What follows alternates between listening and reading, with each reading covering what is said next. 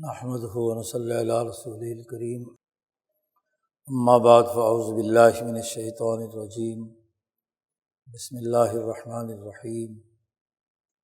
قال اللہ تبارک و تعالی وَلِكُلٍّ وِجْهَةٌ هُوَ مُوَلِّيهَا فَاسْتَبِقُوا الْخَيْرَاتِ أَيْنَمَا تَكُونُوا يَأْتِ بِكُمُ اللَّهُ جَمِيعًا۔ وقال النبی صلی اللہ علیہ وسلم اللہم انی اسألک فعل الخیرات وترک المنکرات۔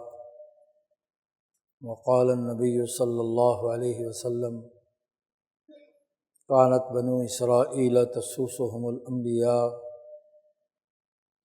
کلما ہلک نبی خلفہ نبی وانہ لا نبی بعدی سیکون خلفاء فیکثرون۔ وقال النبی صلی اللہ علیہ وسلم لا تزال طائفة من امتی قائمین علی الحق لا یضرهم من خالفهم۔ صدق اللہ مولانا العظیم وصدق رسولہ النبی الکریم۔ دین اسلام کی تعلیمات اس حوالے سے اہمیت رکھتی ہیں کہ انسان کی تمام توجہات، افکار و خیالات، اس کے افعال و اعمال، ان تمام کو ایک مربوط نظام میں انسانیت کے سامنے ایک واضح صراط مستقیم کے طور پر پیش کرتی ہیں۔ انسانیت کی کامیابی اس حوالے سے ہے کہ وہ اپنے سامنے ایک واضح دو ٹوک صاف شفاف چلنے کا راستہ اختیار کرے۔ جب فکر الجھا ہوا ہو، خیالات میں ذولیدگی ہو، اعمال کے اندر زیغ و زلال ہو، افعال یکے بعد دیگرے بدلتے رہیں، تو ایسی صورت میں انسان نہ صرف ذہنی طور پر کنفیوژن کا شکار ہوتا ہے بلکہ عملی طور پر بھی مبہم راستوں پر سفر کرتا ہے، اور اس کے نتیجے میں منزل مقصود تو کیا آئے گی، ایک ایسا گڑھا آتا ہے جس کو پار کرنے کی ہمت اور طاقت انسان میں نہیں ہوتی۔ دین اسلام وہ صراط مستقیم ہے جس نے انسانی افکار کو منظم کرنے، اس کے اعمال اور کردار کو مربوط بنانے کا ایک واضح، سیدھا، صاف شفاف راستہ متعین کیا ہے۔ مسلمان وہ فرد ہوتا ہے جو اللہ اور اس کے رسول پر ایمان لا کر اس صراط مستقیم کو اپنی زندگی کے تمام دائروں میں اختیار کرتا ہے اور پھر کامیابی کی منازل طے کرتا ہے۔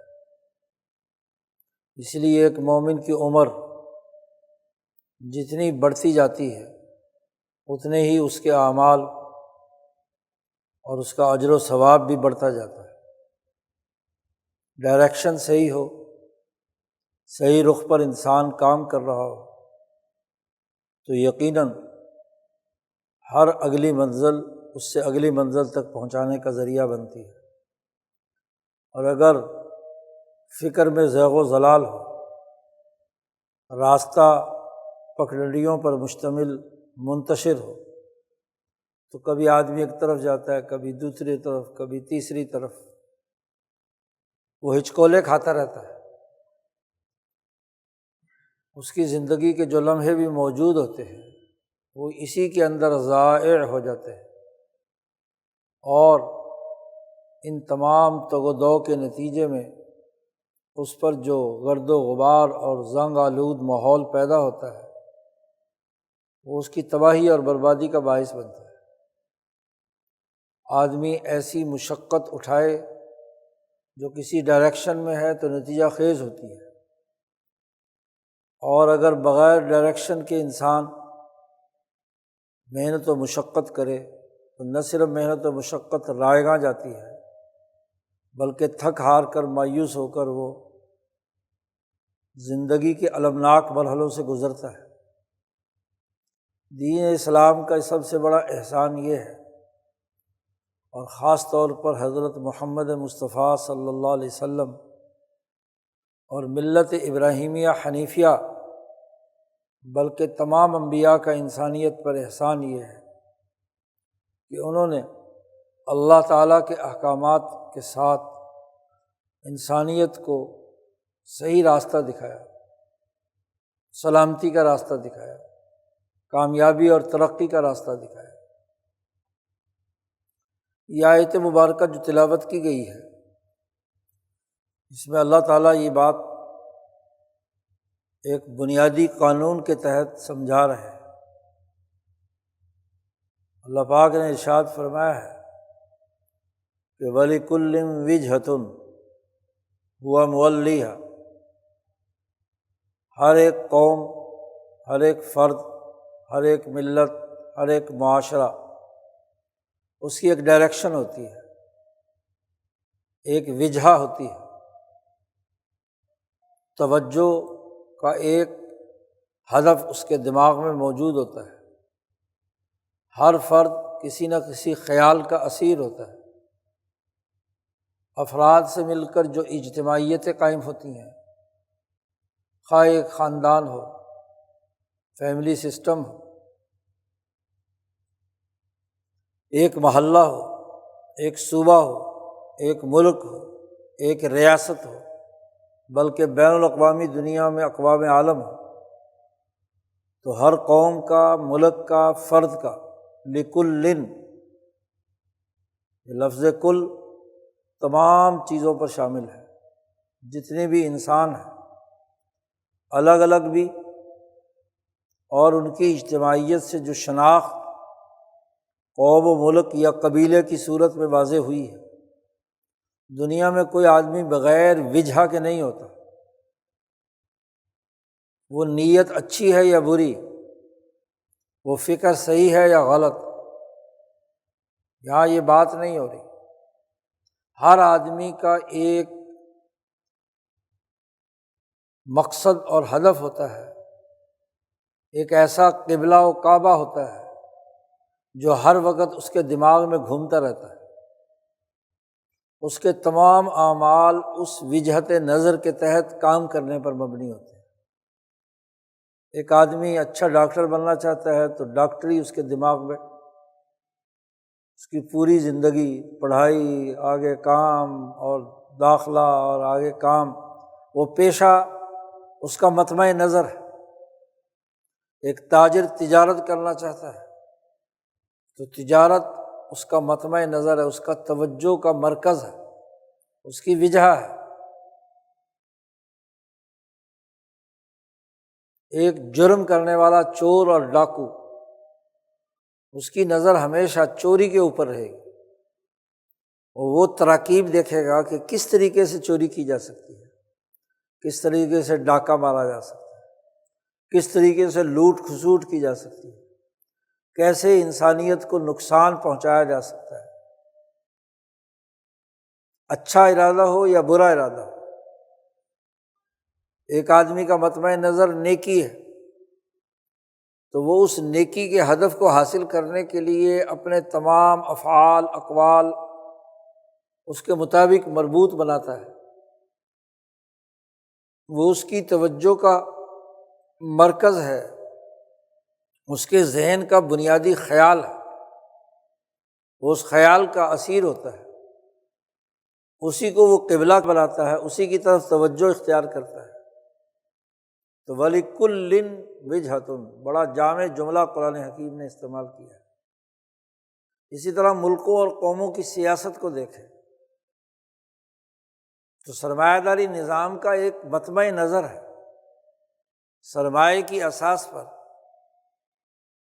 نظام قائم کرنا، لوٹ کھسوٹ کی بنیاد پر، استحصال کی بنیاد پر معاشرے کو دیکھنا، کہاں کس ملک میں کتنے ریسورسز ہیں ان پر قبضہ کیسے کیا جا سکتا ہے،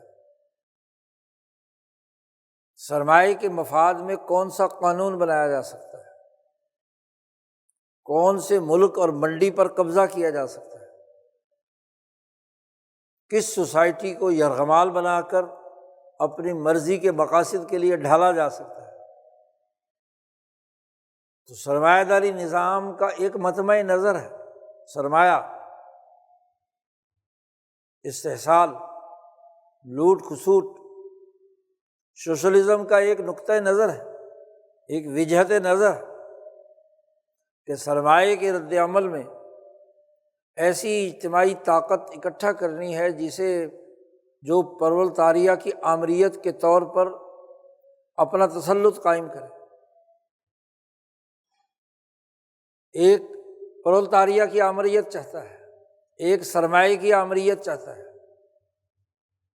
تو انسانی معاشروں میں، نظاموں میں، ملکوں میں، قوموں میں ایک توجہ کا قبلہ ہوتا ہے۔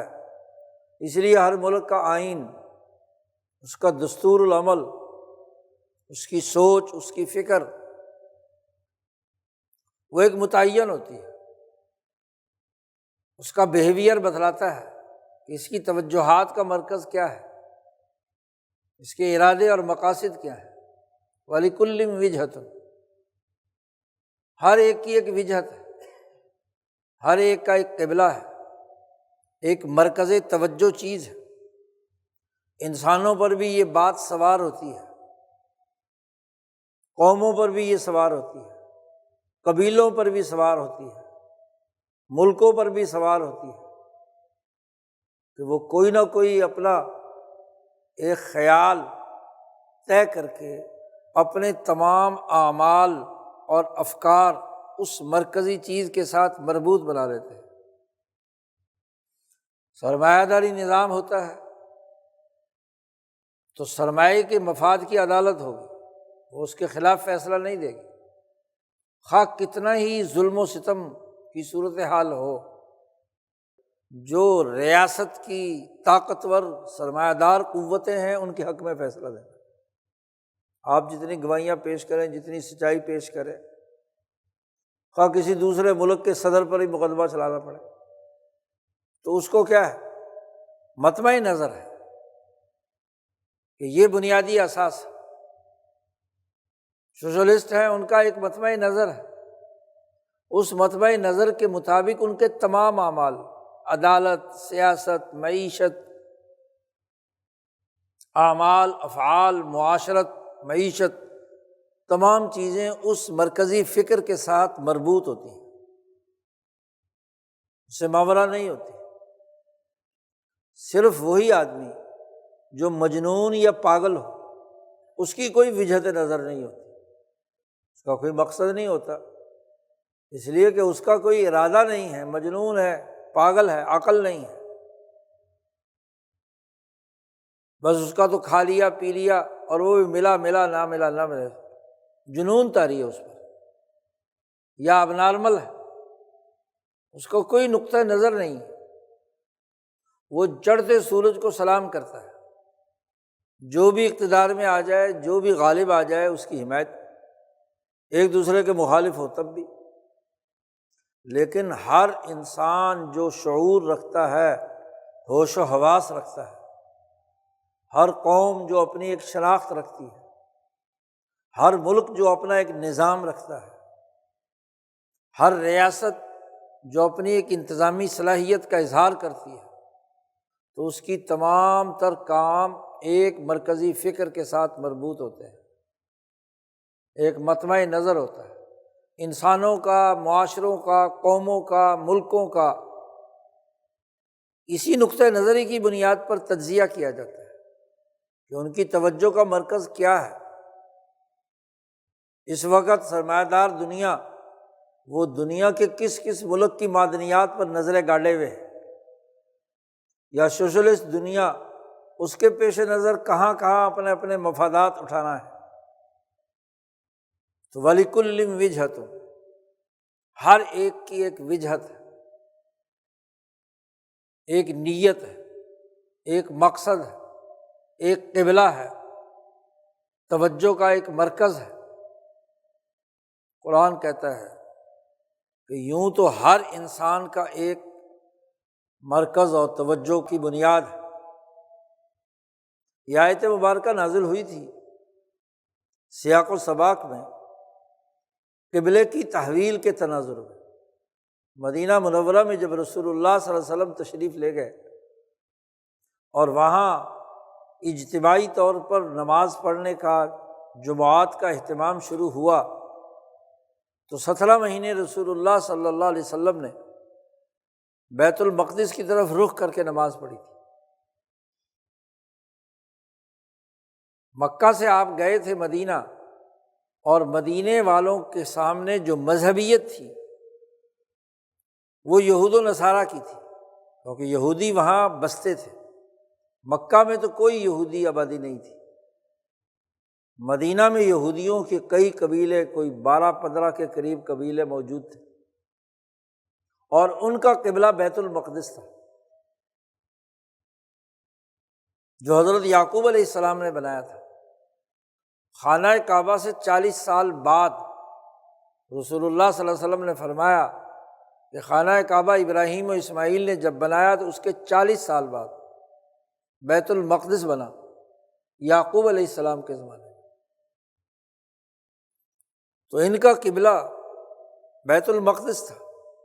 تو رسول اللہ صلی اللہ علیہ وسلم جب مدینہ منورہ میں پہنچے تو وہاں کے اوس اور خزرج، جس کے نوجوان مسلمان ہوئے تھے، اسلام لائے تھے، ان کے لاشعور میں بھی بیت المقدس ایک مذہبی مقدس مقام تھا، اور مدینے والوں کا قدیم زمانے سے مکے والوں کے ساتھ ایک اختلاف بھی تھا۔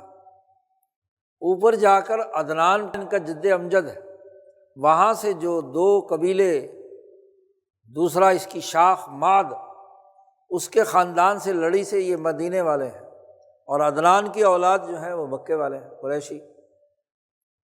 جیسے 2 بھائیوں میں پرانے جاہلیت کے زمانے میں شریکہ ہوتا تھا، لڑائی ہوتی تھی، تو دونوں کے درمیان ایک خاص قسم کی دلی نفرت پائی جاتی تھی، ایک طرف مادی ہیں اور ایک طرف عدنانی ہیں۔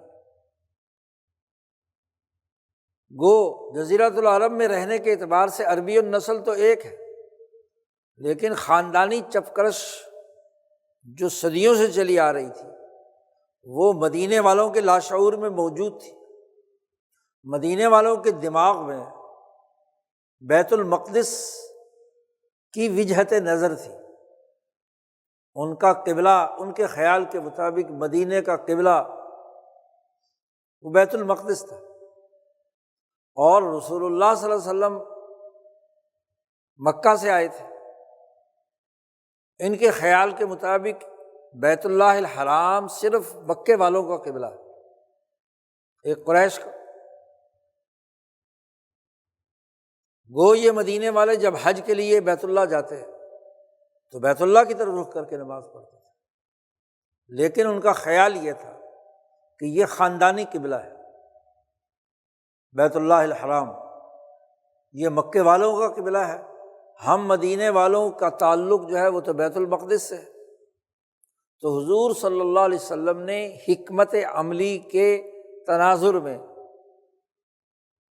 کہ نئے نئے یہ مسلمان ہوئے ہیں، ان کے لاشعور میں جو بات مکے کی نفرت کے تناظر میں ہے، میں اگر آ کر یہاں مکے کی طرف رخ کر کے نماز پڑھوں گا تو یہ سمجھیں گے کہ اپنے خاندان کا قبلہ جو ہے وہ ہم پر لاگو کر رہے ہیں، تو ان کو اپنے ساتھ مانوس کرنا تھا۔ ایک تو ان کی انسیت مقصود تھی، اور دوسرا یہ آپ کے پیش نظر تھا کہ یہودیوں میں سے جو نیک اور مخلص لوگ، سچے لوگ ہر قوم میں ہوتے ہیں، جیسے حضرت عبداللہ ابن سلام جاتے ہی رسول اللہ صلی اللہ علیہ وسلم پر ایمان لے آئے، تورات کے حافظ اور عالم تھے، تو رسول اللہ صلی اللہ علیہ وسلم کی حکمت عملی یہ تھی، امام شاہ ولی اللہ فرماتے ہیں کہ ان یہودیوں کو بھی مانوس کرنا تھا کہ بھئی بات تو اللہ کی عبادت کرنا ہے، توحید ماننا ہے، تو بیت المقدس بھی بنی اسرائیل کا جو انبیاء علیہم السلام ہیں انہیں کا قبلہ یعقوب اور یوسف اور موسیٰ اور عیسیٰ، داؤد، سلیمان، ہم تمام نبیوں کو مانتے ہیں، تو ان کا قبلہ وہ رہا۔ تو ان کے قبلے کی طرف رخ کرنے کا مقصد یہودیوں میں سے جو مخلصین تھے ان کو دین کی دعوت دینا تھا۔ قبلے کی بنیاد پر لڑائی پیدا کر دینا یا نفرت پیدا کر دینا، یہ دین کی تعلیمات کی حکمت عملی کے خلاف بات۔ تو 17 مہینے رسول اللہ صلی اللہ علیہ وسلم نے بیت المقدس کی طرف رخ کر کے نماز پڑھی، لیکن آپ صلی اللہ علیہ وسلم کا قلب اطہر مستقبل کی کل انسانیت کے قبلے کی طرف، آپ صلی اللہ علیہ وسلم آسمان کی طرف چہرہ کر کے دعا کرتے تھے کہ قبلہ جو ہے وہ بیت اللہ الحرام ہونا چاہیے، کہ کل انسانیت کو ایک جگہ جمع کرنا ہے، اور پھر دنیا کی ہر قوم اپنا اپنا الگ الگ قبلہ اختیار کرے تو یونٹی نہیں ہو سکتی، انسانیت میں وحدت کی صورت نہیں ہو سکتی، سلامتی کے نظام کو اجتماعی طور پر قائم کرنے میں مشکلات پیش آئیں گی، کہ کچھ لوگوں کا قبلہ بیت المقدس ہو، کچھ کا بیت اللہ الحرام ہو، اسی جزیرۃ العرب میں 2 قبلے بن جائیں تو پھر دنیا بھر میں ہر قوم اپنا اپنا قبلہ بنائے گی۔ تو کل انسانیت کی جو بین الاقوامیت ہے جس کے لیے رسول اللہ صلی اللہ علیہ وسلم مبعوث ہوئے تھے، تو ان کا قبلہ تو ایک ہی ہونا چاہیے، عالمی قبلہ ہونا چاہیے۔ گزشتہ انبیاء تو اپنے اپنی قوموں کی طرف بھیجے گئے تھے، ان کا دائرہ دعوت اپنی قوم تھی۔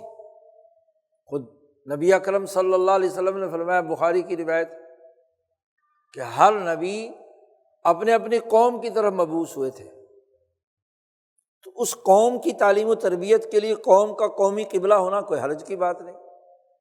دنیا بھر میں جہاں جہاں حکماء اور انبیاء آئے انہوں نے اپنا اپنا قبلہ بنایا، تربیت کے لیے قبلہ ہے، عبادت تو اللہ کی کرنی ہے، قبلہ کوئی خدا تو نہیں ہے، قبلہ تو توجہ کا مرکز ہے۔ تو آپ صلی اللہ علیہ وسلم کی خواہش یہ تھی کہ ایک قبلہ، اور چونکہ یہ ملت ابراہیمیہ ہے، ابراہیمی کی اولاد ہیں اسرائیل، یعقوب علیہ السلام، انہی کی اولاد ہیں اسماعیل علیہ السلام، اور بیت اللہ الحرام وہ ابراہیم اور اسماعیل نے بیت المقدس سے 40 سال پہلے بنایا ہے۔ تو حقائق کے تناظر میں جو انسانیت کا کل قبلہ بنتا ہے، امام انسانیت ابراہیم علیہ السلام نے جو بنایا ہے، وہ پوری تمام دنیا انسانیت کا قبلہ ہونا چاہیے۔ اس لیے آپ کی توجہ ادھر تھی، اللہ سے دعا مانگتے تھے، تو اللہ پاک نے حکم جاری کر دیا کہ فَوَلِّ وَجْهَكَ شَطْرَ الْمَسْجِدِ الْحَرَامِ، مدینہ میں ہیں آپ تو اپنا چہرہ بیت اللہ الحرام کی طرف، مسجد حرام کی طرف، اس کے ایک حصے کی طرف آپ کریں۔ اور نماز کے دوران ہوا 2 رکعتیں بیت المقدس کی طرف پڑھی اور 2 رکعتیں بیت اللہ الحرام کی طرف پڑھی، 4 رکعتوں والی نماز میں، ظہر میں یا عصر میں۔ یہ واقعہ وقوع پذیر ہوا، گویا کہ عبادت تو اللہ کی ہے، بیت المقدس کی طرف رخ کر کے اللہ تک پہنچ گئے، یا بیت اللہ الحرام کی طرف رخ کر کے اللہ کی طرف پہنچ، اینما تکونوا، جہاں بھی ہو، یا فللہ المشرق والمغرب اینما تولوا فثم وجہ اللہ، جدھر بھی رخ کر لو، مشرق ہو یا مغرب ہو۔ پھر ویسے بھی فرض کیا قبلہ بیت اللہ جو ہے اس کی بھی چاروں جہات ہے، کوئی مشرق کے ملک ہیں تو ان کا قبلہ مغرب میں ہوگا، جو ملک مغرب میں ہے ان کا قبلہ مشرق ہوگا، جو شمال میں ہے ان کا قبلہ وہ ہوگا، جنوب میں ہے ان کا قبلہ وہ ہوگا۔ جیسے مدینہ خانہ کعبہ سے مکہ مکرمہ سے شمال میں تھا، تو اس لیے رسول اللہ صلی اللہ علیہ وسلم نے فرمایا کہ قبلے کی طرف رخ کر کے استنجا مت کرو، اور فرمایا کہ شرقو وغربو، مشرق کی طرف رخ کر لو یا مغرب کی طرف رخ کر لو۔ تو مدینہ کے اندر مشرق و مغرب میں قبلہ نہیں ہے، وہ شمالاً جنوباً ہے۔ اب یہ حدیث ہندوستان پاکستان میں تو استعمال نہیں ہو سکتی، کیونکہ یہاں کا قبلہ تو کیا ہے، مغرب میں۔ تو بات بنیادی سی یہ ہے کہ مشرق میں ہو، شمال میں ہو، جنوب میں ہو، جب اللہ کی عبادت کرنی ہے، خانہ کعبہ کے چاروں طرف سے بھی کرے تو وہ اللہ کی عبادت شمار ہوگی۔ تو یہاں قبلہ بدلا گیا۔ اب اس پر لوگوں نے، یہودیوں نے اعتراض شروع کر دیا، مشرکین نے اعتراض شروع کر دیا۔ اللہ نے اس کا پورا جواب پچھلے رکوع میں دیا ہے، اور پھر ایک بڑی واضح بات بیان فرمائی ہے کہ وَلِكُلٍّ وِجْهَةٌ، دنیا میں ہر ایک قوم، ملت، اس کا ایک وجہت ہے، اس کا ایک توجہ کا مرکز ہے۔ اصل بات کیا ہے؟ وہ وجہت الگ الگ ہو سکتی ہے یا ہوتی رہی ہے، لیکن آج اصل بات کیا ہے؟ فاستبقوا الخیرات، تم جلدی سے جلدی آگے بڑھنے، سبقت لگانے کی کوشش کرو، الخیرات، خیر کے کاموں، انسانی بھلائی کے، اللہ کی عبادات اور طاعات کے کاموں کی طرف دوڑو۔ استباق کہتے ہیں عربی میں، مقابلے میں دوڑنا، کہ کون ٹارگٹ کو اچھے طریقے سے پورا کرے گا، مسابقہ جسے کہتے ہیں۔ تنافس بھی قرآن نے استعمال کیا ہے اس کے لیے، کہ کون آگے بڑھ کر سبقت لے جا کر آگے جاتا ہے خیرات کی طرف، یعنی کس کے اعمال اور کام سے انسانیت کے لیے خیر اور بھلائی، اور اس انسان کے لیے بھی جس نے وہ توجہ اختیار کی ہے، اس کے لیے خیر کس میں ہے، بھلائی کس میں ہے۔ انسانیت کی بھلائی میں، اللہ کے ساتھ تعلق قائم کرنے میں، اس کی عبادات کے اندر دوڑ لگاؤ، نہ کہ اس بات پر لڑو کہ یہ میرا قبلہ ہے، یہ تیرا قبلہ ہے، یہ اس کا قبلہ ہے، ضد بازی اس کے اندر بنا لو۔ قبلوں کی لڑائی یا جو مزعومہ تم نے خیالات بنا رکھے ہیں، توجہات بنا رکھی ہیں، یہودیت کی، عیسائیت کی، مشرکین کی، منافقین کی، قبیلوں کے، نسلوں کے، برادریوں کے جو جھگڑے تم نے قائم کر رکھے ہیں، اصل مطمع نظر جو ہے فاستبقوا الخیرات، خیرات میں مقابلہ کرو۔ خیرات کا لفظ قرآن حکیم نے کئی جگہ پر استعمال کیا ہے، فاستبقوا الخیرات اور بھی کئی جگہ پر استعمال کیا ہے۔ خیرات خیرتن کی جمع ہے، اس سے مراد طاعات، عبادات، اچھے اور بھلائی کے کام کرنا جمع ہے۔ اچھے افعال کرنا، طاعات کرنا، عبادات کرنا، اس میں مقابلہ کرو۔ قبلہ تو گزشتہ قوموں کے جو تھے تو تھے، اس وقت یا 17 مہینے خود مسلمانوں نے، نبی اکرم صلی اللہ علیہ وسلم نے بیت المقدس کی طرف رخ کر کے نماز پڑھی ہے، تو نماز تو اللہ کی پڑھی ہے نا، خیر کی بات تھی۔ اس میں آپ نے خیر سمجھا، دعوت کے اعتبار سے، لوگوں کو اپنے ساتھ مانوس کرنے کے اعتبار سے، حکمت عملی کے تناظر میں، تو وہ بھی خیر تھا۔ کوئی یہ کہے کہ 17 مہینے جو ہے ادھر نماز ہی نہیں ہوئی، قبلہ چونکہ وہ تھا، یا بعض اعتراض کرنے والے کہتے ہیں کہ اگر وہ صحیح تھا تو یہ غلط ہے، یہ صحیح ہے تو وہ غلط ہے۔ تو قرآن نے اس کو واضح کر دیا کہ خیر وہ بھی ہے، خیر یہ بھی ہے۔ کیوں؟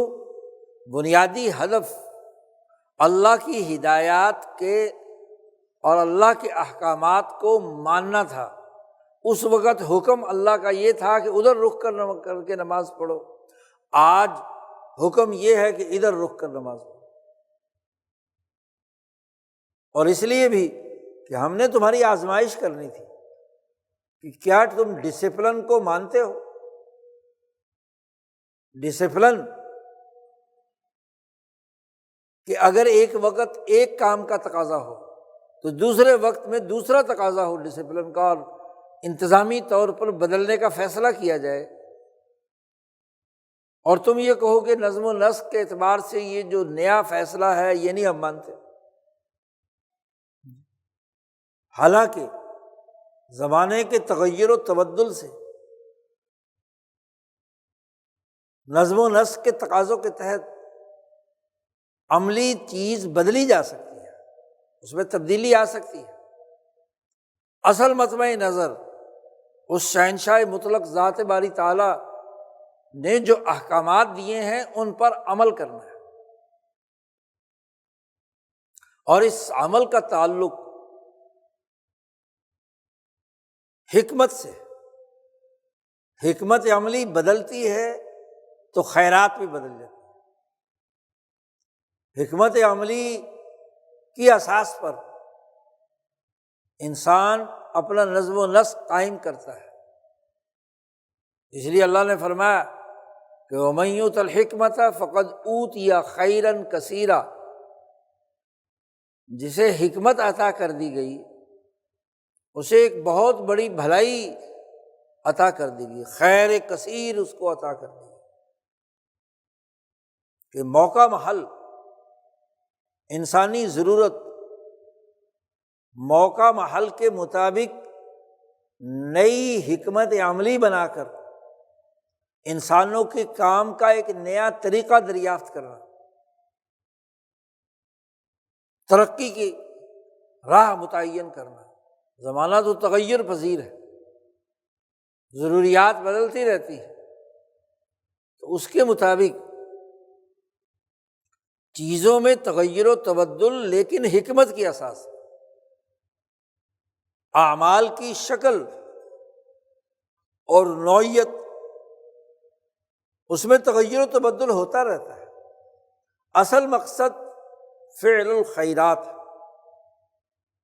اللہ پاک نے قرآن حکیم میں سورۃ الانبیاء میں ابراہیم علیہ السلام اور ان کی اولاد جو انبیاء علیہم السلام ہیں ان کا تذکرہ کر کے کہا وَجَعَلْنَاهُمْ أَئِمَّةً يَهْدُونَ بِأَمْرِنَا، کہ ہم نے انہیں امام بنایا، وہ ہدایت دیتے تھے ہمارے حکم کے مطابق۔ وَأَوْحَيْنَا إِلَيْهِمْ فِعْلَ الْخَيْرَاتِ، اور ہم نے ان پر وحی کی خیرات کے فعل سر انجام دینے کی، کہ اس امر کے مطابق خیر کا کام کیسے کیا جا سکتا ہے۔ مفسرین نے لکھا کہ ایک چیز کو مطمع نظر بنایا جاتا ہے یا عمل کیا جاتا ہے اپنی خواہش نفس سے، بِأَہْوَاءِ أَنفُسِهِمْ، ایک فعل کیا جاتا ہے، اور ایک اللہ کے حکم کے تحت کام کیا جاتا ہے۔ تو امام بنایا، امام وہ ہوتا ہے جو لوگوں کا رہنما، جو ان کے لیے قانون، ضابطے اور طریقہ کار متعین کرتا ہے، عملی تقاضے وضع کرتا ہے، نظم و ضبط اور ڈسپلن قائم کرتا ہے، وہ ائمہ ہے۔ تو ابراہیم علیہ السلام کو اور ان کی اولاد کو اللہ پاک فرماتے ہیں کہ ہم نے امام بنایا، اور ان اماموں کی دو خصوصیت ہے۔ ہر رہنما کی، ہر امام کی دو بنیادی خصوصیت ہے۔ ایک تو یہ کہ یہدون بامرنا، وہ ہدایت دیں ہمارے حکم کے مطابق، اللہ کے حکم کے مطابق۔ جو ہم نے حکم دیا ہے، آرڈر کیا ہے، اس کے مطابق لوگوں کی رہنمائی کریں۔ اور وَأَوْحَيْنَا إِلَيْهِمْ فِعْلَ الْخَيْرَاتِ، اور جو ہم نے امر دیا ہے، حکم دیا ہے، جو ہم نے آرڈر دیا ہے، اللہ پاک فرماتے ہیں ہم نے اس کے ساتھ وحی کی ان پر کہ وہ خیرات کے فعل سر انجام دینے کا نظم و نسق بنائیں۔ یہ فعل الخیرات اور ہدایت بالامر دو الگ الگ چیزیں بیان کی ہیں، عطف ہے یہاں۔ اس کو سمجھنا یہ بنیادی حقیقت ہے۔ اور امام شاہ ولی اللہ دہلوی نے اپنی کتابوں میں ان دونوں کا الگ الگ دائرہ بیان فرمایا ہے۔ شاہ صاحب نے قرآن حکیم میں نازل شدہ جتنے علوم ہیں ان کی ایک فہرست مرتب کی ہے تفہیمات الہیہ میں۔ شاہ صاحب یہ فرماتے ہیں کہ قرآن حکیم جو علوم میں سب سے اعلیٰ ترین علم اور سب سے معزز ترین اور عظیم ترین کتاب ہے اللہ کی، اس میں جو باتیں نازل ہوئی ہیں وہ انسانوں کی حالت کے اعتبار سے سب سے پہلا دائرہ انسانوں کے جو حالات کو صحیح رخ دینے کے حوالے سے جو علوم نازل ہوئے ہیں وہ 7 ہیں۔ ان 7 علوم مشاہدۃ الحال کے اعتبار سے، لفظ شاہ صاحب نے مشاہدۃ الحال استعمال کیا ہے، اس کے نسبت سے جو اہم ترین علم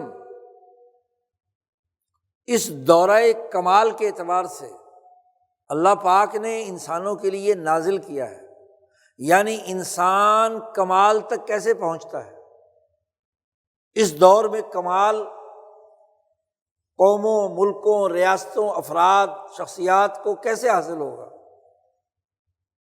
کمال قوم، کمال ملت، کمال سوسائٹی، کمال معاشرہ، کمال فرد، کمال خاندان۔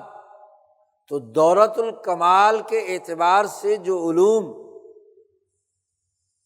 قرآن حکیم میں انسانیت کی رہنمائی کے لیے، کامل بنانے کے لیے نازل ہوئے ہیں، ان میں سب سے پہلا علم علم الحکمہ، حکمت کے اساس پر، وہ حکمت نظری ہو یا حکمت عملی ہو۔ ان دونوں کی اقسام میں نے گزشتہ جمعے میں بیان کی ہیں۔ حکمت نظری یا حکمت عملی، تین دونوں کی قسمیں، جس میں حکمت عملی میں اہم ترین تہذیب نفس، ارتفاق ثانی کے دائرے میں خاندانی نظام، اور پھر سیاست المدینہ، تدبیر المنزل، سیاست المدینہ، اور سیاست المدینہ کے 2 حصے، ملکی ریاستی نظم و نسق اور بین الاقوامی سیاسی نظام ارتفاق رابع کے دائرے میں۔ یہ حکمت عملیہ کی 3 قسمیں ہیں۔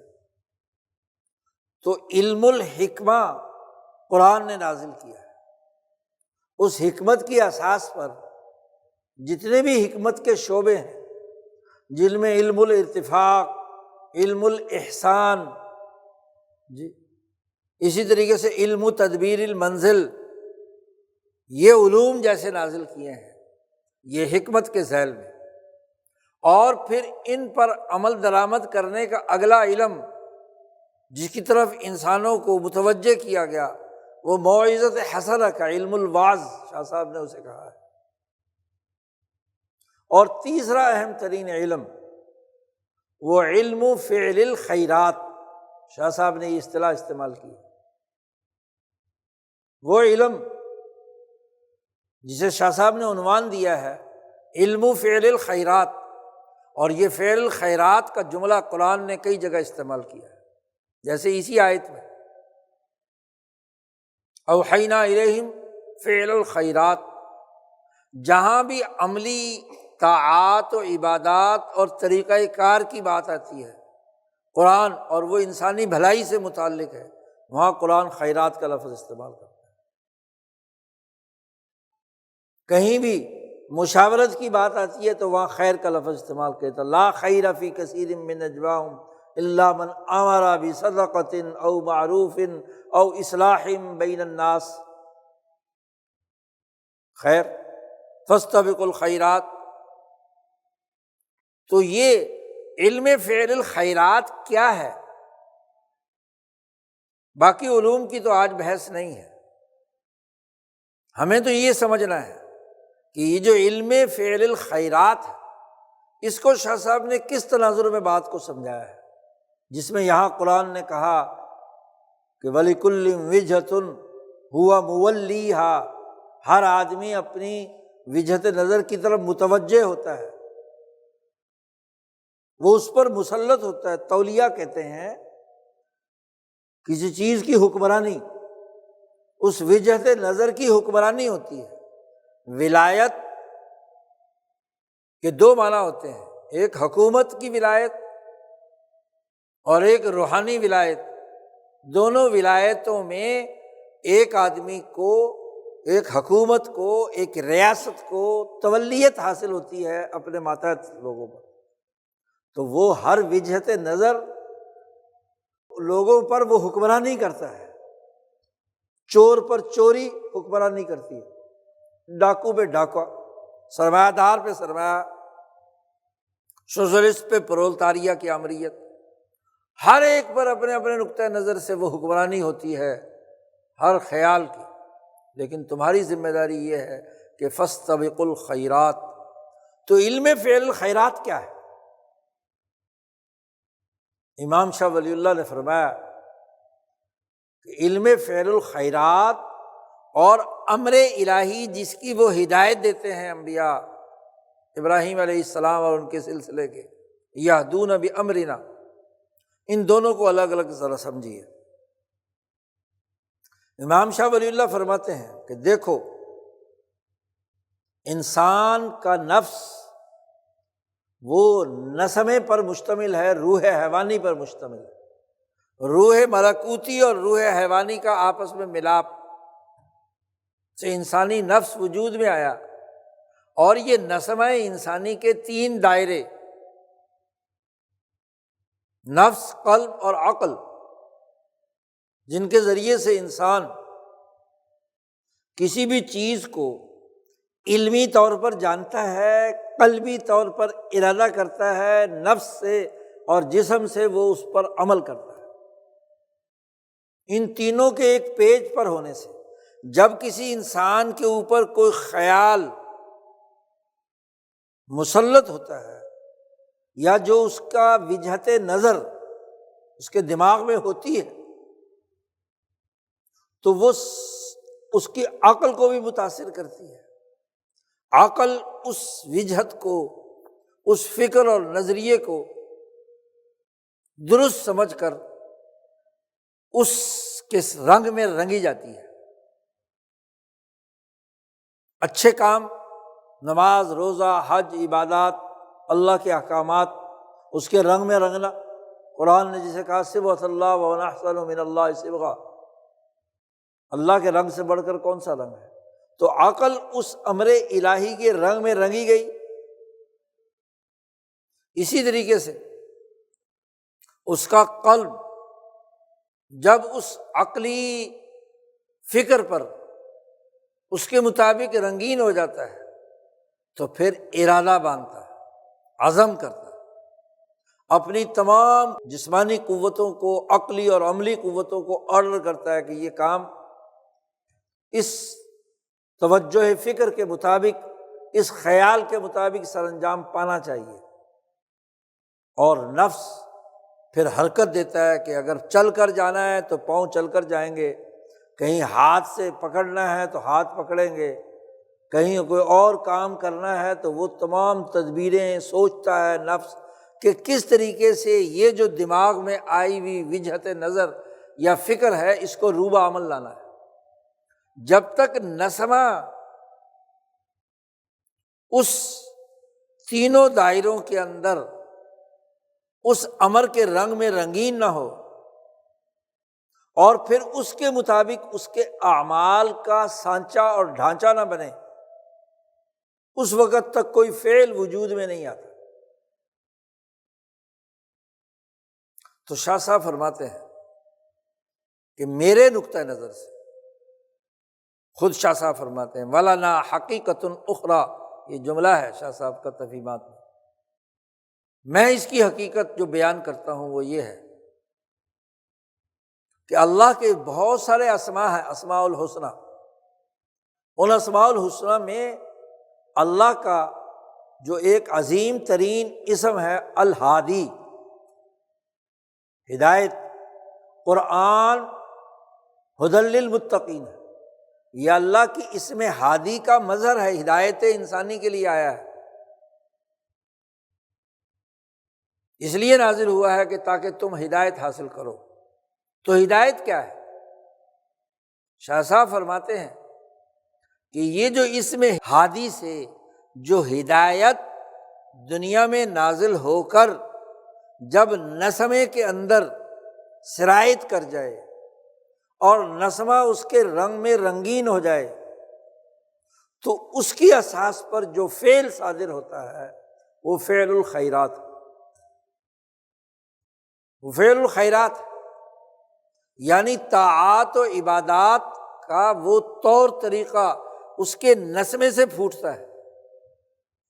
انبیاء علیہم السلام کے نسمے ہی سب سے پہلے کتاب اللہ کے احکامات کے رنگ میں رنگین ہوتے ہیں، پھر وہ تدبیر سوچتے ہیں حکمت کی اساس پر کہ یہ جو حکم الہی آیا ہے اس کو عمل کرنے کا کیا طریقہ کار ہے، تو حکمت کے ذریعے سے وہ طریقہ کار اختیار کیا جاتا ہے، یعنی فعل کی عملی شکلیں سامنے آتی ہیں۔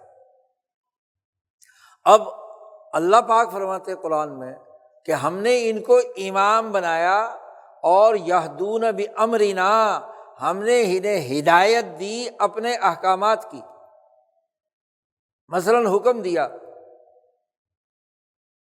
اقیموا الصلاۃ، نماز قائم کرو، زکوٰۃ ادا کرو، حج کرو، روزہ رکھو، فلاں فلاں عدل کرو، انصاف کرو، پورا تولو پورا ناپو، یہ امرنا ہے، یہ امر الہی ہے۔ اور ان امور کو سر انجام دینے کا پیٹرن اور طریقہ کار کیا ہے؟ یہ فعل الخیرات۔ نماز کیسے پڑھنی ہے، اس کا طریقہ کار کیا ہے؟ تو نسمہ نبی نے جب اس ہدایت سے رنگین ہو کر اس نماز کے قیام پر کو عمل میں لانے کے عملی تقاضے متعین کیے تو نماز کی یہ شکل سامنے آئی جو ہم پڑھتے ہیں، جو نبی نے کہا کہ صلو کما رأیتمونی اصلی، نماز پڑھو جیسے تم نے مجھے نماز پڑھتے دیکھا ہے۔ دنیا بھر کے تمام دساتیر اور آئین میں انسانی معاشروں کی جو بنیادی تصورات ہیں اس کی اساس پر، بنیادی اقدار اور اخلاق پر آئین بنائے جاتے ہیں، اور اس آئین کی روشنی میں حکومتیں امر جاری کرتی ہیں، آرڈر پاس کرتی ہیں، ایک سرکولیشن ان کی طرف سے ہوتی ہے کہ یہ ہدایات ہیں، یہ حکم ہے، اسمبلی نے پاس کیا، جی ایک آرڈر پاس ہوا یا ایک آئین بنا دیا گیا، ایک دفعہ ترمیم کے ذریعے سے آئین میں داخل کر دی مثلاً، تو ایک تو امر ہے۔ لیکن کیا صرف کسی کتاب کے اندر ایک آرڈر جاری کر دینے سے معاملہ عمل میں آ جائے گا؟ نہیں، دوسرا مرحلہ یہ ہوتا ہے کہ جو ترمیم ہوئی ہے یا جو قانون منظور ہوا ہے اس قانون پر عمل درآمد کرنے کا پروسیجر بھی متعین کیا جائے، اتھارٹی بھی بنائی جائے کہ کون کرے گا، اس کا ذمہ دار کون ہوگا۔ اس کے لیے ایک ادارہ بنایا جاتا ہے، ایک اتھارٹی قائم کی جاتی ہے، وہ اس کے مطابق اس پر عمل درآمد کے SOPs بناتی ہے، پروسیجر طے کرتی ہے کہ یہ جو حکم یا قانون بنایا گیا ہے اس پر عمل درآمد کا طریقہ کار کیا ہے، پروسیجر کیا ہے۔ جب پروسیجر طے ہو جاتا ہے تو یہ فعل ہے کہ لوگوں نے اس قانون پر عمل درآمد کرنا ہے اس پروسیجر کے تحت۔ کوئی اور پروسیجر اختیار کر لے تو اس پہ تو عمل نہیں ہوتا۔ عمل کے لیے ایک طریقہ کار ہے، اسی لیے عدالتوں میں اگر درخواست قانون کے مطابق نہ ہو، پروسیجر کے مطابق نہ ہو تو رد کر دی جاتی ہے۔ پروسیجر پہ جاننا ضروری ہے۔ تو فعل الخیرات امرنا کا وہ پریکٹیکل پروسیجر ہے جو انبیاء علیہ السلام طے کرتے ہیں۔ ان کا نسمہ اس اسم ہادی سے منور ہو کر حکمت کے اصول پر اس کے لیے طریقہ کار وضع کرتا ہے۔ اب جب اللہ نے معراج کی رات رسول اللہ صلی اللہ علیہ وسلم کو حکم دیا کہ آپ کی امت پر 5 نمازیں فرض ہیں، نماز ادا کرنی ہے، اقیموا الصلاۃ، تو رسول اللہ صلی اللہ علیہ وسلم دنیا میں جب یہ حکم آپ نے جاری کیا تو سوال یہ ہے کہ یہ صلاۃ کیسے پڑھی جائے گی؟ تو رسول اللہ صلی اللہ علیہ وسلم نے اس کا پروسیجر واضح کر دیا کہ پاکیزگی، اذان، جگہ پاک ہونا، کپڑے پاک ہونا وغیرہ وغیرہ، اور پھر کس طریقے سے قیام کرنا ہے، ہاتھ باندھ کر کیا کیا پڑھنا ہے، رکوع کیسا ہے، سجدہ کیسے ہے۔ یہ حکمت کے اصول پر فعل الخیرات، اس خیر کے کرنے کا فعل اور عمل، یہ ہم نے انبیاء پر وحی کی۔ علم فعل الخیرات نسمے سے پھوٹتا ہے۔ شاہ صاحب فرماتے ہیں کہ جب نسمہ اس اسم ہادی کی ہدایت سے رنگین ہو جاتا ہے اور اس کے مطابق وہ بہترین نظام، بہترین رائے، بہترین فیصلہ کرتا ہے تو اسی کو فعل الخیرات کہتے ہیں۔ ایک فعل المنکرات ہے، وہ چیزیں جو خیر نہیں ہیں، وہ انسانی وجود کے لیے اجنبی ہیں، نقصان پہنچانے والی ہیں، زہریلی ہیں، وہ منکر ہے۔ منکر وہ ہے جو کل انسانیت کے نقطۂ نظر سے انسانیت دشمن ہے، انسانی روح کو یا جسم کو نقصان پہنچانے والی ہیں، وہ منکرات۔ اب رسول اللہ صلی اللہ علیہ وسلم نے اسی تناظر میں یہ دعا سکھلائی کہ اللہم انی اسألک فعل الخیرات و ترک المنکرات۔ اے اللہ میں تجھ سے سوال کرتا ہوں خیرات کا فعل حکمت کی اساس اور ہدایت کی اساس پر خیرات کے فعل کرنے کا سوال کرتا ہوں کہ مجھے وہ نسمے کے اندر وہ صلاحیت عطا فرما۔ اور یہ امت کو سکھا رہے ہیں نا کہ امت یہ دعا مانگے کہ ان کے نسمے میں، ان کی روح میں، ان کے نفس میں خیر پر مبنی افعال کرنے کی اہلیت اور صلاحیت پیدا ہو جائے، اور جتنے منکرات ہیں، عملی شکلیں منکر بھی ہوتی ہیں اور معروف بھی ہوتی ہیں، خیر بھی ہوتی ہیں، شر بھی ہوتی ہے، تو شر سے بچنے، منکرات سے بچنے، اس کی دعا سکھلائی نبی اکرم صلی اللہ علیہ وسلم کہ اے اللہ میں تجھ سے سوال کرتا ہوں فعل خیرات۔ تو فعل خیرات ایک علم ہے نا کہ اللہ مجھے یہ علم عطا فرما، اور ترک المنکرات، اور جو منکرات ہیں ان کو چھوڑنے، ان سے دور رہنے، ان سے علیحدہ ہونے کا سوال کرتا ہوں تجھ سے۔ تو کسی امام اور رہنما میں یہ صلاحیت پیدا ہو جائے اپنے دور کے مطابق، حکمت کے اصول پر، کہ کون سا کام خیر ہے اور کون سا کام شر یا منکر، انسانیت کے لیے نقصان دہ ہے، خرابی پیدا کرنے والا ہے۔ اور یہ رسول اللہ صلی اللہ علیہ وسلم نے صحابہ کو، امت کو یہ دعا سکھلا رہے ہیں۔ آپ تو نبی ہیں، منصب نبوت پر فائز، آپ پر تو وحی نازل ہوتی ہے، اللہ نے ان انبیاء پر وحی نازل کی ہے، اور یہ دعا امت کو سکھلا رہے ہیں۔ یعنی امت میں بھی رسول اللہ صلی اللہ علیہ وسلم کے بعد جو رہنما اور امام ہوں خاص طور پر، اور ہر مومن کم از کم اپنی ذات کا، اپنے بیوی بچوں کا، اپنے خاندان کا امام ہے۔ خود نبی اکرم صلی اللہ علیہ وسلم نے فرمایا، الا کلکم راع وکلکم مسئول عن رعیتہ، حتیٰ کہ خاتون خانہ بھی اپنے خاوند کے گھر کی سربراہ ہے، اس کی ڈیسیژن میکنگ بھی گھر پر اثر انداز ہوتی ہے، بلکہ خاوند پر بھی اثر انداز ہوتی ہے۔ بسا اوقات خاوند راعی نہیں ہوتا، راعیہ وہی ہوتی ہے، وزیر اعظم جو ہوئی۔ تو سربراہ ہر ایک ہے، اب ہر ایک کو یہ دعا مانگنی ہے کہ وہ فعل الخیرات اللہ سے مانگے، خیر کا فعل،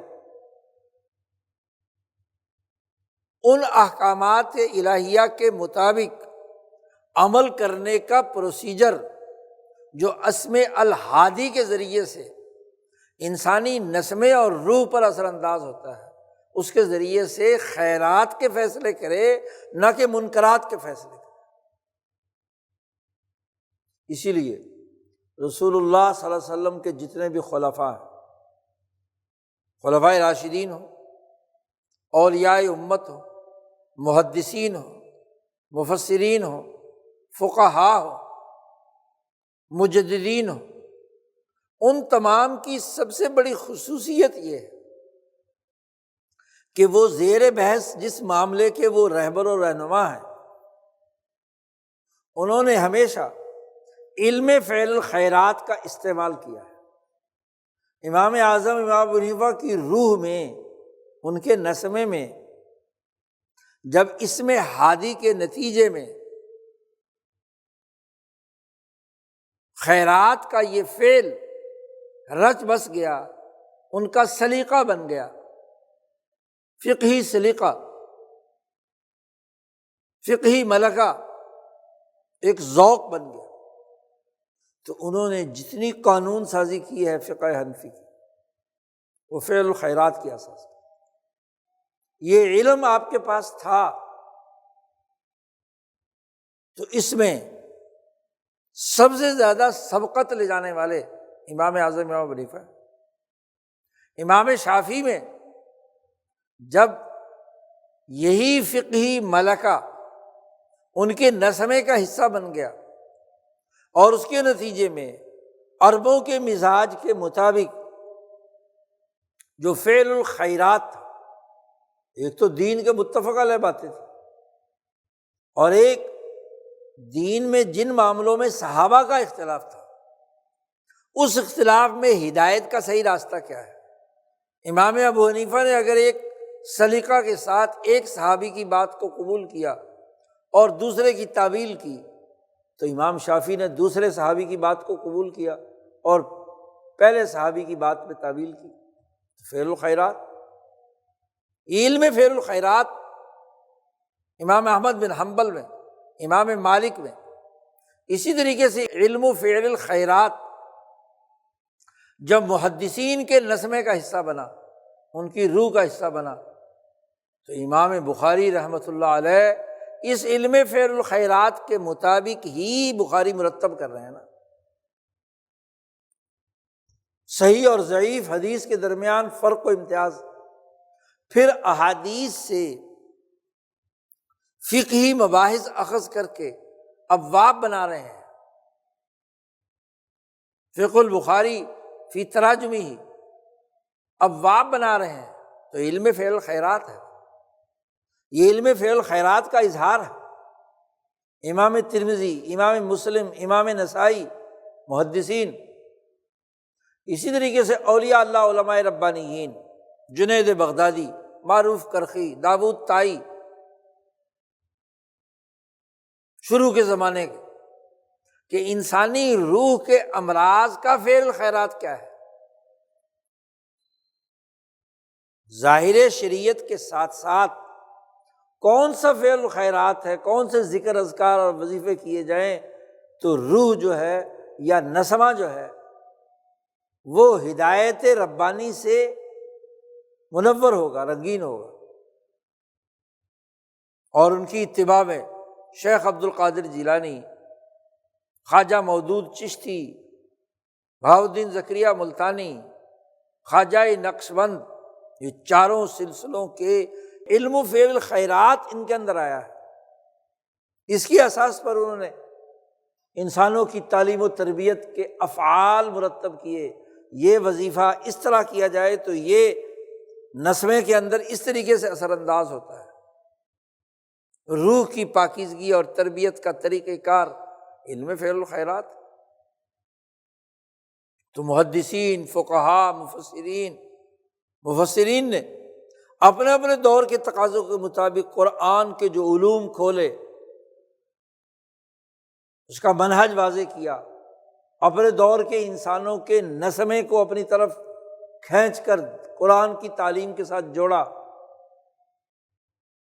تو حدیث، فقہ، تفسیر، تصوف، اور پھر اسی طریقے سے جو سیاست کے خلفائے راشدین ہوں یا 1200 سال میں نبوی سیاست کے خلفاء ہو، عادل حکمران، جس کو شیخ صاحب نے علم الملک قرار دیا ہے، بادشاہت کا علم، حکمرانی کا علم، اس کا فعل الخیرات کیا ہے۔ تو جن جن اولو العزم بادشاہوں کے نسمے میں عظیمت کے ساتھ عقل، قلب اور نفس اس اسم ہادی کے اس پہلو سے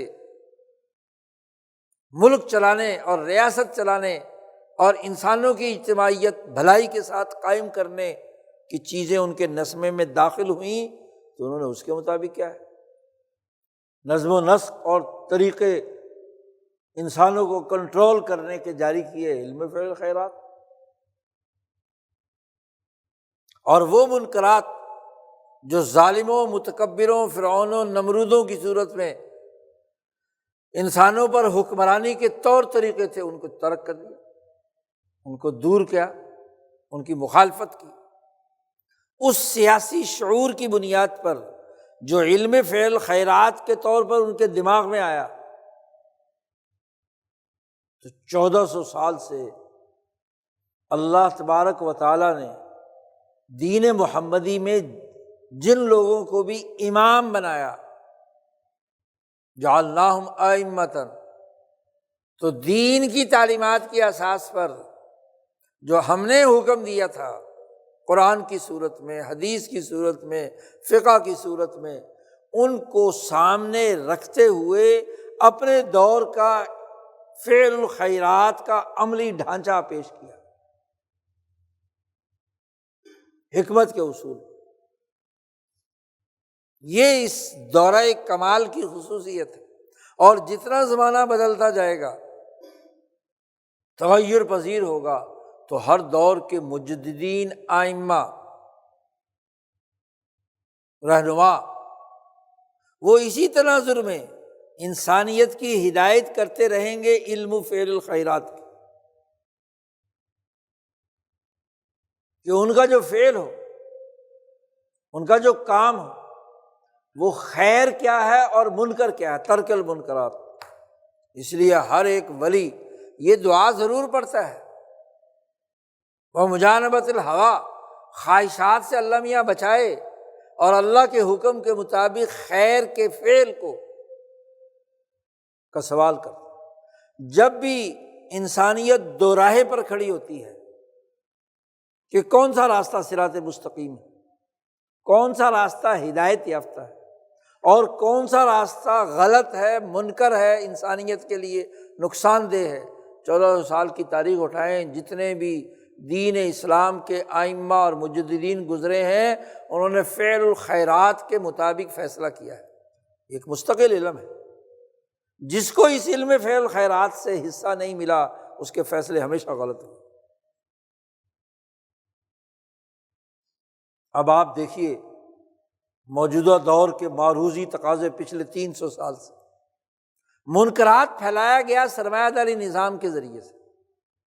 300 سال ہو گئے جب سے مشین کی ایجاد ہوئی اور اس کے ذریعے سے پیداواری ذرائع کے اندر ایک نیا تغیر پیدا ہوا،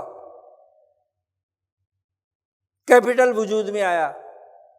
اس کے ذریعے سے جو دنیا میں کیپٹل کے استعمال کے طور طریقے یا مشین کی ایجاد سے لے کر آج ڈیجیٹل AI کے دور تک جتنی بھی ٹیکنالوجی استعمال ہوئی، ٹیکنالوجی تو بری نہیں تھی، وہ تو انسانیت کے لیے سہولت کے لیے انسانوں نے دریافت کی، لیکن اس کے استعمال کے طور طریقے یا منکر ہوں گے یا خیر ہوں گے۔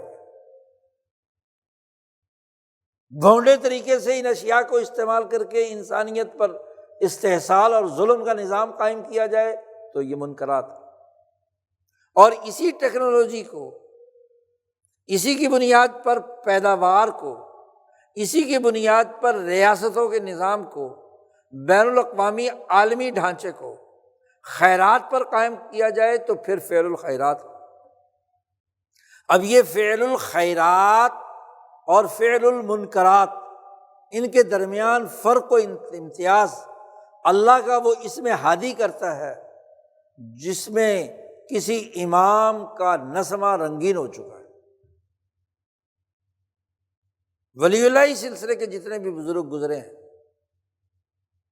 اس بر عظیم پاک و ہند میں، یہ وہ ائمہ ہیں کہ ان کے نسمیں تربیت پا کر ان کی عقل، قلب اور نفس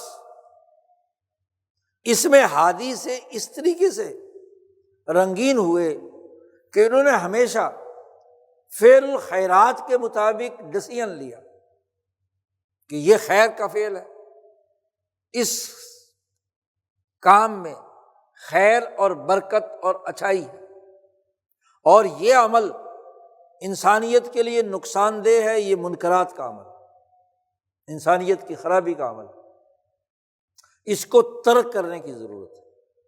حضور صلی اللہ علیہ وسلم نے جو دعا سکھلائی ہے اس کے مطابق ترک المنکرات بھی ہونا چاہیے، اور جو خیرات ہیں ان کا فعل بھی ہونا چاہیے، ورنہ انسانیت کو نقصان پہنچے۔ آپ دیکھیے کہ امام شاہ ولی اللہ سے لے کر اس وقت کے 300 سالہ دور میں جتنے فیصلے ملک، قوم اور ریاست کے تناظر میں، باقی باتیں تو لوگ مان لیتے ہیں، انہوں نے کوئی ذکر کا طریقہ بتایا لوگ ذکر کر لیتے ہیں، انہوں نے مدارس بنانے کا طریقہ اختیار کیا تو مدارس بنا لیتے ہیں، انہوں نے مسجدوں کے آباد کرنے کا طریقہ بتایا تو وہ ادا کرتے ہیں۔ لیکن اس بر عظیم پاک و ہند کے مسلمانوں بلکہ انسانوں کے لیے کیا فعل الخیرات ہے اور کیا منکرات ہے، اس کی فیصلے کی اگر تاریخ اٹھا کر دیکھیں تو ان کے نفس میں جو اسم ہادی کی رنگ میں رنگے ہوئے تھے، ان کے نفوس قدسیہ، انہوں نے جو فیصلے کیے وہ درست تھے۔ مثلا حالیہ مثال سے بات سمجھانا آسان، دور جانے کی ضرورت ہے۔ حکمت کے اصول پر دنیا کی جو سیاسیات کا منظرنامہ بدلتا ہے، خلافت عثمانیہ کے بعد اور دنیا میں ریاستیں، ممالک نیشنلزم کی بنیاد پر بننا شروع ہوئے، اور ہر نیشنلزم یا قوم کا جو وجہت نظر وہ اپنی نیشن بن گئی،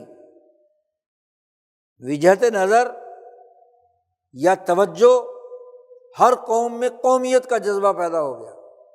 عربوں میں قومیت، ترکوں کے خلاف بغاوت، خلافت عثمانیہ کے خلاف بغاوت، سامراج کے بھڑکانے سے عرب قومیت بڑھ رہی ہے، مصر میں، ہندوستان میں، افریقہ میں، مختلف ممالک میں، امریکہ میں۔ نیشنلزم کی بنیاد پر یہ امریکہ برطانیہ سے آزادی حاصل کرتا ہے، آج سے 200 سال پہلے۔ علیحدہ ملک، برطانیہ کا تسلط نہیں چاہیے، برطانوی قوم کا تسلط امریکیوں کو قبول نہیں تھا۔ نیشنلزم، امریکی نیشنلزم، روسی نیشنلزم، چینی نیشنلزم۔ تو نیشن جو ایک جغرافیائی محل وقوع میں اور اپنے ایک تسلسل کے ساتھ نسل در نسل جہاں بس رہی تھی، اس کی بنیاد پر تھی، اس کی اساس پر انہوں نے اپنا اپنا نیشنلزم وجود میں لایا۔ اور پھر اگلی بات کہ اس کی اساس پر جو ایک نیشن ایک خطے میں، علاقے میں، دائرے کے اندر رہتی تھی، اس نے اپنی اجتماعی طاقت جمع کر کے تمام ملکوں اور قوموں کو، علاقوں کو، خطوں کو جمع کر کے اپنے نیشن کی حفاظت کی۔ مثلاً یورپین نسلوں نے جو صدیوں سے ایک دوسرے سے برسر پیکار تھے، 25-27 ملک بظاہر، لیکن سب نے یورو بنا کر، سب نے یورپی یونین بنا کر اپنی ایک اجتماعی شناخت قائم کر کے ایک طاقت پیدا کی۔ 50 ریاستیں امریکہ کی جمع ہو کر جنرل واشنگٹن کی سربراہی میں اپنی ایک اجتماعی طاقت پیدا کی، پاور پیدا کی امریکہ نے، برطانیہ کے مقابلے میں، فرانس کے مقابلے میں، یورپی یونین کو اپنے ماتحت لگا لیا۔ رشین نسلوں نے کرملن کے تابع رہ کر روسی نیشنلزم کی بنیاد پر اپنا پوری اجتماعیت قائم کر کے ایک طاقت پیدا کی۔ چینی نیشنلزم نے اپنے نیشنلزم کی بنیاد پر ایک بہت بڑی طاقت اور قوت، جغرافیائی محل وقوع اور افرادی قوت کی بنیاد پر پیدا کر لی۔ اب دیکھو، اس کا مطلب یہ ہے کہ حکمت کی اساس پر سیاست اور ریاست، اس کی حفاظت اور دفاع تب ہوتا ہے جب ایک ریجن میں ممالک جتنے بھی ایک نیشن کے تحت ہیں وہ اپنی متحدہ طاقت اور قوت پیدا کریں، خواہ وہ جزیرۃ العرب میں بسنے والے سب عرب ہوں، مشرق وسطیٰ اور شام ہو، اس سے متصل علاقے ہوں، تو عربوں کی اجتماعی طاقت بنے گی تو محفوظ ہوں گے۔ اور جب ٹکڑوں میں بٹیں گے تو حکمت کے اصول پر حکمت عملی تقاضا کرتی ہے کہ جتنا چھوٹا ملک ہوگا وہ اپنا دفاع نہیں کر سکتا، وہ ضرور کسی بڑی طاقت کا اعلی کار ہوگا، غلام ہوگا۔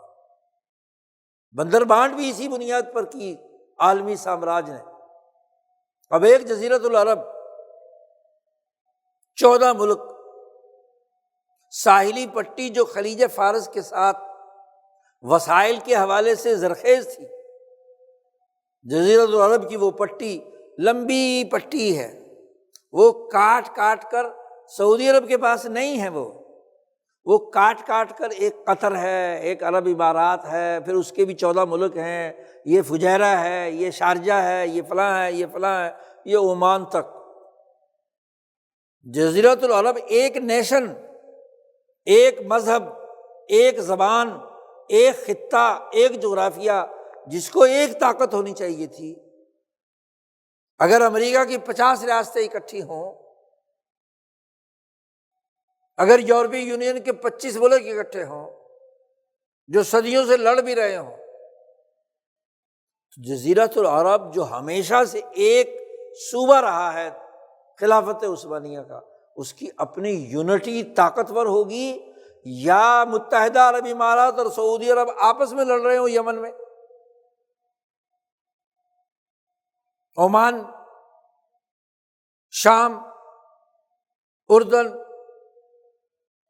فلسطین، بھائی ایک خطہ، ایک علاقہ، ایک نیشن، اس کی اجتماعیت طاقتور ہوتی ہے۔ اور یہ اگر اجتماعیت ہو تو کسی امریکہ، برطانیہ، روس، چین کی نظریں جا سکتی ہیں وہاں؟ نہیں۔ اسی تناظر میں آپ دیکھیے انڈین سب کانٹیننٹ، جس کے آج 7 ملک ہیں، جتنے بھی ساحلی علاقے ہیں وہ کاٹ کاٹ کر ملک بنا دیے۔ درمیان میں کیا ہے؟ ایک ملک رہ گیا، چھوڑ دیا گیا۔ آپ بتائیے، چھوٹا ملک جب بھی، اور وہ کنارے پر بھی ہو، تو وہ تو اعلی کار ہوتا ہے۔ اور آج ثابت ہو گیا کہ چھوٹا ملک اپنا دفاع نہیں کر سکتا۔ مثلا لاطینی امریکہ 10 ملک بنا دیے، یہ کیوبا ہے، یہ کولمبیا ہے، یہ جناب وینزویلا ہے، اور یہ فلاں ہے، یہ فلاں ہے۔ اگر لاطینی امریکہ کی نسلیں الگ سے ہیں شمالی امریکہ کے مقابلے میں، تو اپنی ایک یونٹی ہونی چاہیے تھی، یعنی وہ وہاں کی مقامی آبادی ہیں، وہاں گوروں کا تسلط نہیں ہے۔ تو لاطینی امریکہ کے تمام ملک اگر اکٹھے ہو کر اپنی ایک یونٹی قائم کرتے، ایک ریاست ہوتی، ان کا توجہ اور قبلہ ایک ہوتا، تو کسی بدمعاش کی یہ اجازت ہو سکتی تھی کہ وہ آ کر اس کا صدر اچک کر لے جائے، اور پھر بڑھ کے لگائے جی کولمبیا پر بھی میری نظریں ہیں، کیوبا پر بھی نظریں ہیں، فلانے پر بھی نظریں ہیں، وہ جو گرین لینڈ ہے اس پر بھی میری نظر ہے، وہاں بھی فوج اتارنی۔ تو 100 سال سے جو بنیادی حقیقت کہ ملک جتنا بڑا ہوگا، نیشن جتنی وسیع ہوگی، وہ اپنا سیاسی اور معاشی دفاع کر سکتی ہے۔ تو ہمارے اس خطے کے بزرگوں نے، مولانا عبید اللہ سندھی، شیخ الہند مولانا محمود حسن، شیخ الاسلام مولانا حسین احمد مدنی، مولانا حفظ الرحمان سہاروی، مفتی کفایت اللہ دہلوی، یہ وہ علماء حق ہیں جن کے نسمیں، جن کی روحیں اس علم فعل الخیرات سے رنگین ہیں، اور اس علم فعل الخیرات کی اساس پر انہوں نے بتلایا کہ یہ اجتماعی طاقت اس انڈین سب کانٹیننٹ کی یکجا ہوگی تو اس دور میں زندگی بسر ہو سکتی ہے، ورنہ جو اطراف میں چھوٹے موٹے ملک بنیں گے یہ اعلی کار رہیں گے ہمیشہ۔ نعرے جتنے مرضی اسلام کے لگا لو، آزادی اور حریت کے لگا لو، بھائی آزادی اور حریت سیاسی طور پر افراد کی قوت اور وسائل کی قوت سے ہوتی ہے، معاشی وسائل نہیں ہے، یا وسائل ہیں اور انہیں استعمال کرنے کی ٹیکنالوجی نہیں ہے جی۔ اسی طریقے سے افرادی قوت تھوڑی ہے، سیاسی طاقت تو افرادی قوت سے پیدا ہوتی ہے۔ اور فرمایا کہ جو آدمی جس جماعت کے اندر شامل ہوگا، من کسر سواد قوم فہو منہم، کسی قوم کے سواد کو، اس کے اندر اس نے اپنا ووٹ دیا، وہاں داخل ہوا، تو وہ انہی میں سے ہے نا، ان کی سیاسی طاقت کا حصہ ہے۔ تو سیاسی طاقت افراد کی کثرت سے ہوتی ہے۔ چین کے پاس افراد کی کثرت، امریکہ کے پاس افراد کی کثرت، یورپی یونین کے پاس، چین، انڈیا کے پاس، جن جن ملکوں میں افرادی قوت زیادہ ہوتی ہے۔ آج چین نے پچھلے 80 سال غلطیاں کر کے ایک بچہ پیدا کرنے کی مہم چلائی، آج پابندیاں اٹھا کر کہتا ہے نہیں بچے پیدا کرو، آبادی کم کرنے کے بجائے آبادی بڑھانے کی حکمت عملی کیوں بنا رہا ہے؟ افرادی قوت سے نتائج پیدا ہوتے ہیں۔ قرآن نے ولید کی مذمت کی ہے اس لیے کہ وہ اپنے بیٹوں پر اپنے آپ کو سیاسی طاقت سمجھتا ہے۔ ہاں جی بھائی، افرادی قوت تو رسول اللہ صلی اللہ علیہ وسلم جوانوں کی اپنی طرف کھینچ کر کے افراد بڑھا رہے ہیں نا۔ اسی کو تو قرآن نے کہا ہے کہ اور مکے والوں تمہیں غور نہیں ہے کہ تمہاری چاروں طرف سے زمین کھینچتی جا رہی ہے؟ تو جتنی آپ کے پاس افرادی قوت ہوگی اتنا ہی کیا سیاسی طاقت بنے گی۔ افراد تھوڑے ہوں اور زمین چھوٹی سی ہو، وہ اپنا دفاع نہیں کر سکتے۔ پچھلے 100-150 سال کی تاریخ یہی ہے، ہمیشہ چھوٹے اور کمزور ملک بڑھ کے لگاتے رہتے ہیں۔ جی، کیوبا نے بڑھ کے لگائی، وینزویلا نے بڑھ کے لگائیں، ماشاءاللہ ہمارے ملک کے لیڈر بھی بڑھ کے لگاتے ہیں، لیکن یا چائنا کے قدموں میں جا کر بیٹھتے ہیں یا امریکہ کے قدموں میں۔ آج وہ چھوٹے ملک ان کو خطرہ لاحق ہو گیا، دنیا میں یہ وجہ جواز بن گیا کہ جس کے خطے میں جو چھوٹا ملک ہے وہ اس کا ہے۔ تو یہ فعل المنکرات کیا ہے یا فعل الخیرات ہے؟ سیاسیات کی زبان میں اس چیز کو سمجھنے کی ضرورت ہے۔ فعل الخیرات وہ ہے کہ اس میں ہادی کے ذریعے سے پیش آمدہ صورتحال کا حکمت کے ساتھ جائزہ لینا اور اس کے عملی طریقہ کار وضع کرنا، اس کی رائے دینا۔ اور قرآن نے کہا ہے کہ جو لوگ ایسے سچے لوگوں کی بات نہیں مانتے جو علم فعل الخیرات کی بنیاد پر انسانیت کی رہنمائی کرتے ہیں اور منکرات کے لیڈروں اور رہنماؤں کے پیچھے جاتے ہیں، ان کے لیے سزا، ان کا انجام برا نکلتا ہے۔ قرآن کہتا ہے سیرو فی الارض، زمین میں ذرا چل پھر کر دیکھو، ایشیا میں جاؤ، افریقہ میں جاؤ، امریکہ جاؤ، آسٹریلیا جاؤ، یورپ پہنچو، تمام ملکوں میں آج تو سیر کرو، گلوبل دنیا ہے، سیر کرو اور دیکھو کہ جو سچوں کو جھٹلانے والے ہوتے ہیں ان کا انجام کیا ہوتا ہے، ان کا نتیجہ کیا ہوتا ہے، سچائی کو جھوٹ کرنے والوں کے ساتھ معاملہ کیا ہوتا ہے۔ اور تو اور جس ملک کا اپنا بانی اس کو کارساز میں مرنے کے لیے چھوڑ دیا گیا ہو، کوئی ایمبولینس نہ وہاں پہنچی ہو، تو یہ فعل الخیرات تھا یا فعل المنکرات تھا؟ ان 80 سالوں میں ہم دین کیوں نافذ نہیں کر سکے؟